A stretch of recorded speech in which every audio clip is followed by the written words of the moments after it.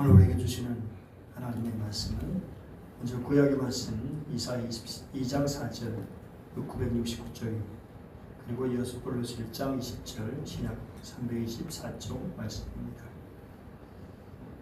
이 말씀을 우리 같이 한 목소리로 읽도록 하겠습니다. 그가 열방 사이에 판단하시며 많은 백성을 판결하시리니 우리가 그들의 칼을 쳐서 보습을 만들고 그들의 창을 쳐서 낫을 만들 것이며 이 나라와 저 나라가 다시는 칼을 들고 서로 치지 아니하며 다시는 전쟁을 연습하지 아니하리라. 시작. 그의 십자가의 피로 화평을 이루사 만물 곧 땅에 있는 것들이나 하늘에 있는 것들이 그로 말미암아 자기와 화목하게 되기를 기뻐하십니다. 아멘. 세 번째 환경주의입니다. 1960년도 이후에 본격화됐던 산업화와 경제 성장, 한국 사회가 경제적으로 도약할 수 있는 발판을 마련했습니다. 하지만 그 대가는 컸습니다. 하나님께서 창조하신 전의 동산은 훼손되고 환경 오염은 심각했습니다. 인간도 그 이상으로 병들었습니다. 오염이 일정 수준을 넘자 정부는 보건사회부 산하 환경관리관을 분리하여 1980년에 환경청을 신설했습니다. 하지만 당시 공공연의 활동에는 구조적인 한계가 있었고 같은 시기 시민들이 나섰습니다.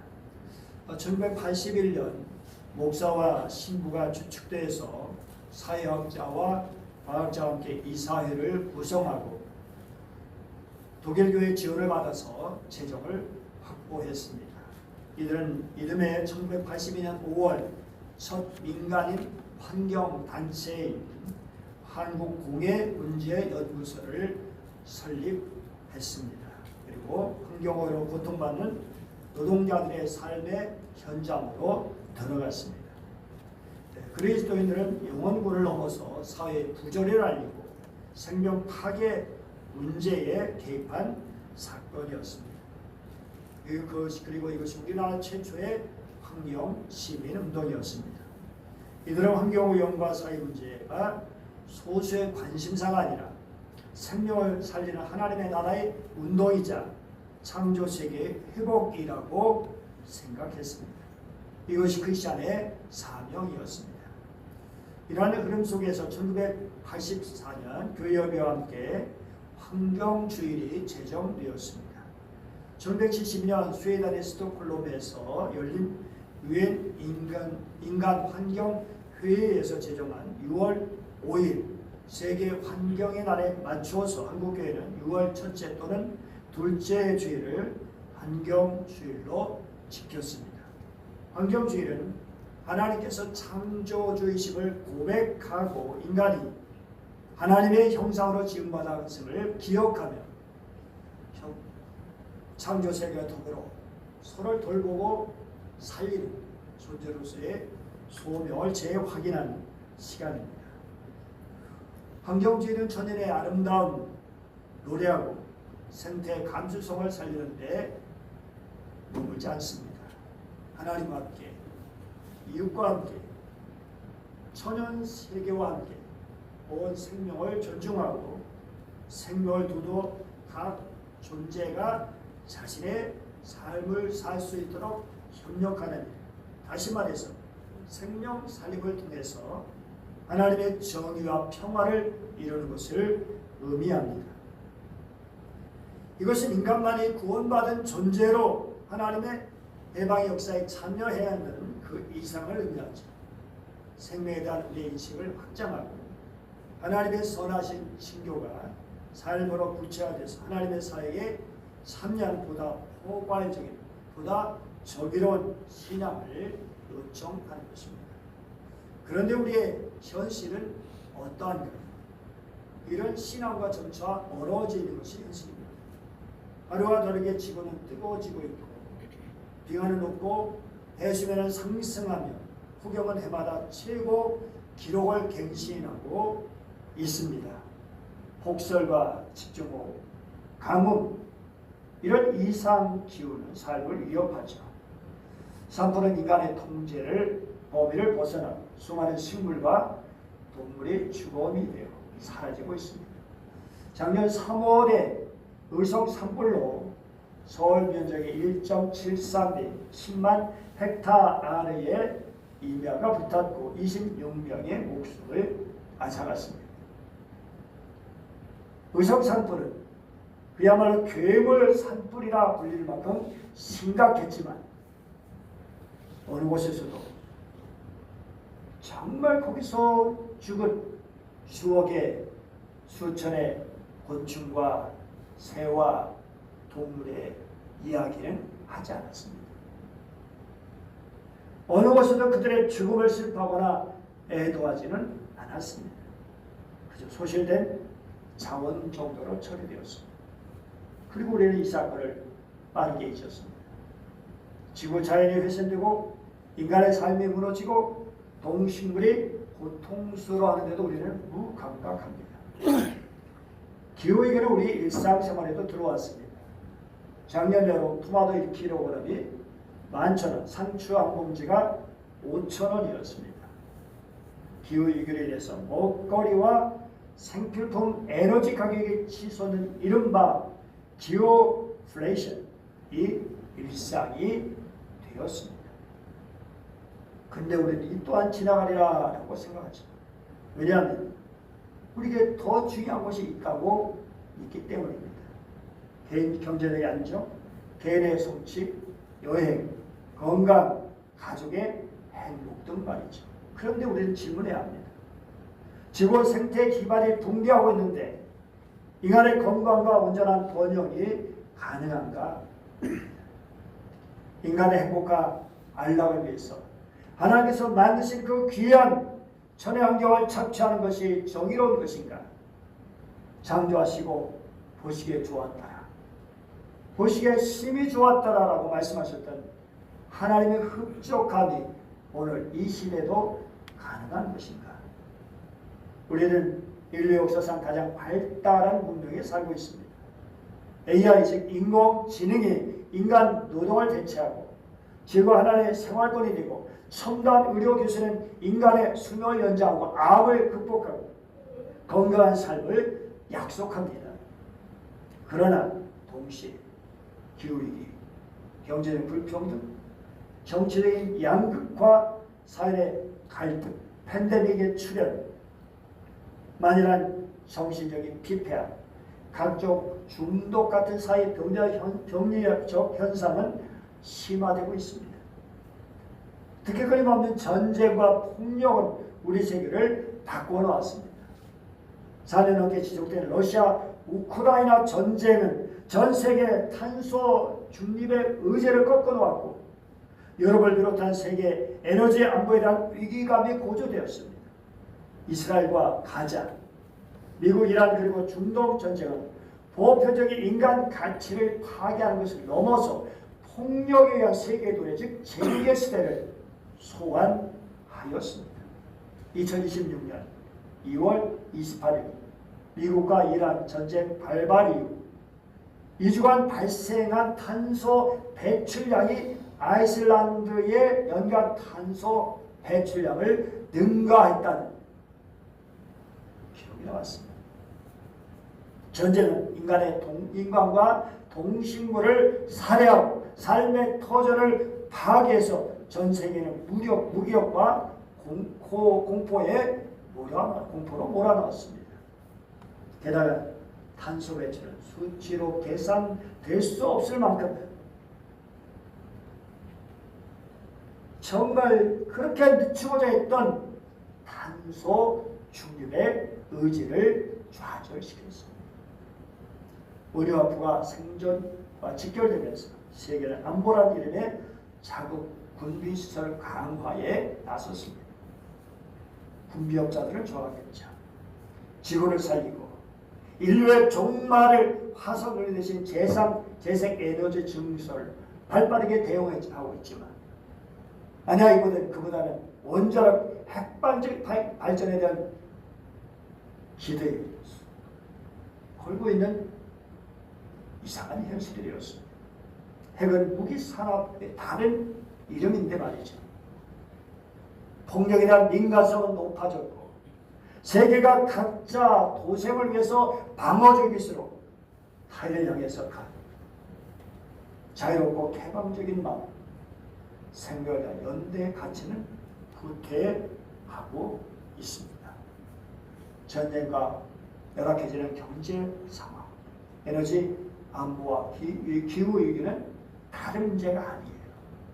전쟁이 적지를 향해 총을 겨눌 때 그 때문에 일어나는 기후위기는 더 많은 생명을 희생하고 전 지역에서 삶의 조건을 훼손하고 있습니다. 결국 우리가 마주하고 있는 여러 문제는 결국 하나의 뿌리에서 자라는 거예요. 그 구제 핵심에는 이분법적인 세계관이 있어요.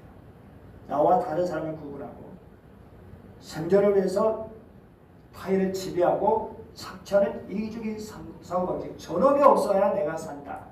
저놈은 없어진다. 마침내 소중한 하나님의 형상을 잃어버리고 하나님마저 인간의 형상으로 만들고자 하는 왜곡된 신앙이 그 중심에 있습니다. 창세기 4장 이 점에서 중요한 통찰을 줍니다. 가인과 아벨은 성경에 나타난 최초의 폭력 사건의 주범이고 피해자입니다. 가인은 하나님께서 자신의 제사를 받지 않는다는 것에 분노했습니다. 왜 안 받으셨을까를 성찰하고 자기가 회개할 것이 무엇일까를, 잘못된 것이 무엇인가를 생각해야 하는데 그렇게 하지 않고 화를 내면서 얼굴빛이 변합니다. 근데 하나님께 어떻게 화를 낼 수는 없으니까 자기 동생이 자기보다 인정받는 것이 불편해서 자신의 열등감을 부추기는 동생의 존재가 견딜 수 없어서 그래서 가인이 결국 아벨을 살해합니다. 그리고 하나님께 이렇게 변명합니다. 내가 내 아우를 죽인 자입니까? 문제는 이것이 끝이 아니라는 사실입니다. 가인은 하나님에게서 쫓겨나 도시를 세우고 그의 후손 두발 가인은 구리와 쇠를 다룬 자가 됩니다. 그래서 그들의 이룩한 기술 문명, 인간의 위대한 성취인 것처럼 보이죠. 그러나 성경은 그 이면을 드러냅니다. 죄를 다스리지 못한 결과 피 흘림 위에 세워진 문명에는 다른 사람을 위한 자리는 없다고 말이죠. 가인과 그 후손들은 언제든지 폭력의 희생자가 될 수 있다는 두려움 속에 칼과 창을 버리고 자신의 경계를 공고히 합니다. 버린단 말은 가는 거죠. 더 날카롭게 잘 쓸 수 있도록. 가인의 육대손 라멕이라는 자는 자기 아내들이 이렇게 말합니다. 나의 상처로 말미암아 내가 사람을 죽였고 나의 상함으로 말미암아 소년을 죽였도다. 가인을 위하는 벌이 700일인데 라멕을 위해서는 벌이 77배이로다. 그러니까 누가 자기에게 상처를 입혔다고 그 때문에 그 사람을 죽였다는 거예요. 그러고도 뻔뻔하게 자기가 정당하게 했다고 아내들에게 외치고 있는 것입니다. 기가 막히죠. 지금 우리도 가인의 후예가 돼서 도시 문명 속에 살고 있는 거 아닙니까? 더 정교해진 무기, 더 빠른 파괴, 더 거대한 전쟁과 희생을 당한 생존 이야기 풀어나고 있는 현실입니다. 우리가 누리는 편익과 행복의 대부분 누군가의 희생 위에 이루어집니다. 흘러만 꽂으면 사용하시는 전기는 고압 송전탑을 흐르고 있죠. 가볍고 편리한 플라스틱 용기는 영원히 썩지 않은 쓰레기가 돼서 수많은 생물들의 죽음을 초래하기도 있죠. 유행에 따른 풍성한 옷과 목걸이는 누군가의 값싼 노동력을 착취한 결과이기도 하고 성장과 발전을 위한 출장, 휴식을 위한 번번한 비행기 여행은 막대한 탄소를 뿜어냅니다. 이 시대는 약한 자들의 고통은 은폐되고 죄는 언제든지 변명 가능하고 구제하는 아름다운 얼굴을 하고 있고 편리하고 발전된 세계에서 혐오와 차별과 배제와 착취라는 문제와 무관하게 우리만 잘 믿으면 되지 그렇게 신앙생활을 하고 있습니다. 오늘 이사야 2장 4절 같이 한번 읽어보죠. 하나님께서 민족 간의 분쟁을 심판하시고 나라 사이의 분규를 조정하실 것이다. 나라마다 칼을 쳐서 보습을 만들고 창을 쳐서 낫을 만들리라. 민족들은 칼을 들고 서로 싸우지 않을 것이며 다시는 군사훈련도 하지 아니하리라. 여러분, 현실적인 얘기입니까? 말이 되는 얘기입니까? 예언자들은요, 어찌 보면 생뚱맞은 소리 하는 사람들 같아요. 그 사람들이 아니 저게 무슨 말이야? 말이 돼? 오늘날도 마찬가지입니다. 그런데 그들은 왜 그런 말을 했을까요? 하나님의 감동을 하나님의 마음을 알았기 때문에 아니 하나님께서 그렇게 주셨기 때문이잖아요. 네가 선지자가 이런 일을 했습니다. 결국 하나님의 뜻이 여기 있다는 것입니다. 이스라엘은 아수르 제국의 북왕국 이스라엘을 초토화시키고 유다를 위협하는 것을 생생하게 목격했습니다. 제국의 군대가 휘슬고 지나간 자리 얼마나 참혹한지 똑똑히 보았습니다. 전쟁은 민족을 와해시키고 무관이들을 포로 잡아가고 하나님이 기업인 땅을 피로 물들여 버렸습니다. 살림이 불타고 가축이 발버둥치고 밭에 소산이 짓밟히는 비극의 현장에서 선포한 것입니다. 하나님은 폭력과 죽인의 신이 아니다. 분쟁을 심판하고 갈등을 조정하시는 분이시다. 이 말씀 하나님의 정의와 평화의 선언, 그 이상을 의미합니다. 하나님의 등장은 민족을 알고 칼을 쳐서 보습으로, 창을 쳐서 낫으로 선포를 가능하게 하는 것입니다. 폭력과 무업이 남발하는 세계를 끝내고 인간의 자신의 삶을 살며 삼다 만상이 하나님의 섭리에 따라서 소출을 내고 번성할 수 있는 삶으로 돌아가라는 선언입니다. 그것은 이전과는 다른 문명의 전환을 의미하죠. 칼과 창이라는 혐오와 폭력 대신 보습과 낫으로 땅을 일구고 생명을 살리라는 하나님의 명령이요 요청입니다. 생명을 중심으로 우리 관계를 재구성하고 세계를 대할 때 비로소 다른 생명이 보이고 다른 생명이 들어설 자리가 생기는 것이죠. 우리는 그것을 공존하는 삶, 서로 돌보는 삶이라고 말합니다. 하나님께서 전쟁을 끝나기 위해서 또다시 군림하는 왕 대신 존재의 방향을 바꿔서 세계 해방과 구원의 가능성을 열어가십니다. 이것은 골로새 1장 15절 말씀을 통해서 증명됩니다. 같이 한번 읽어보죠. 그는 보이지 아니하는 하나님의 형상이요 모든 피조물보다 먼저 나신 이니. 여기 가만 보니까 하나님이 나셨다고? 그래서 최초로 창조된 피조물이신가? 하고 생각할 수 있습니다.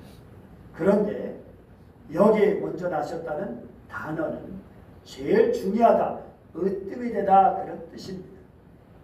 그리스도가 시간적으로 만물의 창조 이전에 존재하였고 그런 만큼 만물에 대한 우월성을 갖고 모든 창조물 중에서 우선이 되는 분이다라는 뜻입니다. 이 단어에서 이 15절에서 보이지 아니하시는 하나님의 형상이다. 그래서 성부 하나님과 완전한 동등성을 가진 성자 하나님이다라는 것을 밝히고 만물보다 먼저 나셨다는 표현을 통해서 만물이 창조되기 이전에 존재하셨던 그리스도의 선제성을 밝히고 있습니다. 이러한 예수님은 20절 같이 읽어보죠. 그의 십자가의 피로 화평을 이루사 만물고 땅에 있는 것들이나 하늘에 있는 것들이 그로 말미암아 자기와 화목하게 되기를 기뻐하십니다. 하나님과 인간, 인간과 인간, 그리고 자연과 인간의 관계가 파괴된 곳에서 십자가의 보혈로 만물을 화해하게 하시고 화목하게 하시는 주님이십니다. 그래서 왜곡하고 잃어버린 하나님의 형상을 회복하게 하시는 분이십니다. 골로새서 폭력은 더 큰 폭력으로 종식되는 것이 아니라 철저한 자기 비움과 희생을 통해서 십자가라고 하는 그 피라고 하는 희생을 통해서 가능한 것이다 라는 것을 분명히 말씀하고 있습니다. 예수님께서 건네는 화해는 단절된 관계의 복원이고요. 폭력과 약탈에 세워진 문명의 방향을 전환하는 것입니다. 예수 그리스도는 하나님으로 충만하신 분이죠. 인간과 피조물을 죄에서 해방하고 죽음에서 생명을 이끌 수 있는, 그래서 우리의 구원이 되시는 분이시죠. 그렇다면 우리는 물어야 됩니다. 우리는 무엇을 할 것인가? 그보다 먼저 어떤 존재가 될 것인가? 라는 것입니다. 하나님의 형상을 닮은 존재가 되어야 한다. 예수 그리스도의 희생과 비움을 입는 존재, 그분을 닮고 그분의 마음을 품고 살아가는 존재. 고린도서 5장 18절 19절 보죠. 시작. 그가 그리스도로 말미암아 우리를 자기와 화목하게 하시고 또 우리에게 화목하게 하는 직분을 주셨으니 곧 하나님께서 그리스도 안에 계시사 세상을 자기와 화목하게 하시며 그들의 죄를 그들에게 돌리지 아니하시고, 그 다음에 주님께서 화목하게 하는 말씀을 우리에게 부탁하셨다. 그 말씀이 더 뒤에 나와야 되는데요. 어쨌든 주님, 화목하게 하신 주님께서 화목하게 하는 직책을 주셨다. 화목하게 하는 말씀을 우리에게 부탁하셨다고 말씀합니다. 그래서 우리는 이를 하나님의 소리에 귀를 기울여야 돼요. 생명을 살리기 위해서 세계의 고통을 들어야 합니다. 크리스천들은 다른 사람입니다. 요즘 왜 똑같이 세상보다 똑같지 아니 더 못한 존재로 보여지는 현실이 답답하고 기가 막히죠. 똑같이 욕심부리고 똑같이 자기를 높이려 하고 똑같이 부정하고, 그러나 성경은 그렇게 말씀하지 않습니다. 우리 한경지 우리가 생명의 숲이 됩시다. 숲은 개별적인 존재가 아니에요. 나무와 나무, 곤충과 짐승, 흙과 바람, 태양과 습기가 순환하는 관계목 속에서 서로의 생계를 불어넣죠. 저 보이는 그림을 보세요. 화면을 보면 하늘에서 쏟아지는 황금빛 태양색의 빗줄기가 숲의 거대한 지붕을 뚫고 내려오죠. 눈에 보이지 않는 바람은 거대한 참나무 잎사귀들을 부드럽게 흔들지요. 그 사이로 자욱하게 피어오르는 새벽의 습기를 온 숲에 실어 나르죠. 이 공기의 흐름은 숲 전체가 하나의 거대한 허파처럼 함께 숨쉬게 만들죠. 아름드리 나무들은 지상에서 서로 거리를 두고 서 있는 것처럼 보이지만 어두운 흙 속에서는 전혀 다르게 존재하죠.